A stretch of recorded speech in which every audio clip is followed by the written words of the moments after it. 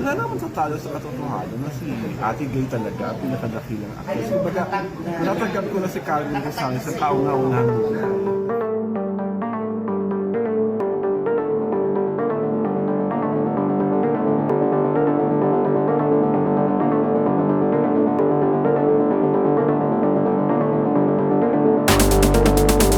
Maraming Noranians ang tinamaan sa advice ng veteran showbiz reporter na si Alwin Ignacio. Isang video ang pinost ng reporter din, kaibigan at publicist ng ating superstar at national artist na si Nora Aunor na si Rodel Fernando. Tinanong ni Rodel si Alwin patungkol sa mga reaksyon ng mga Noranians kapag may ibang aktres na tumatanggap ng award at si Ate Gay ay hindi nabigyan. Matapang at full of love na advice ni Alwin sa mga Noranians na maging kampante na at huwag nang sayangin ang oras at emosyon sa mga senaryong ganito na tungkol nga sa mga awards na yan. Dahil wala nang tataas pa sa nakamit na award ng isang Nora Aunor bilang pambansang alagad ng sining o national artist. At patunay ito na si Nora ang the greatest actress at wala nang iba pa. Narito ang kanyang pahayag.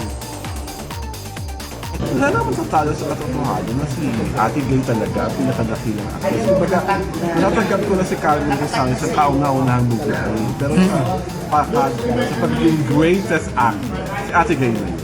Si Nora Aunor na yun. Kaya yung mga ibang nagagalit, yung mga ibang artista na nakakakuha ng mga award, na lesser awards sa mga lesser stature. Kasi pambansang alagad ng sining for cinema at broadcast rights na si Nora Aunor. Pinakadakilang award na yun. Ano pa ba gusto nyo? Huwag na natin huwag na natin ikumpara pa si parang huwag na natin ibaba pa ang level ni Ate Gay sa mga ibang artista pa. Kasi andun national artist na. Samantala ay marami namang Noranians ang sumang-ayon dito sa pahayag ni Alwin.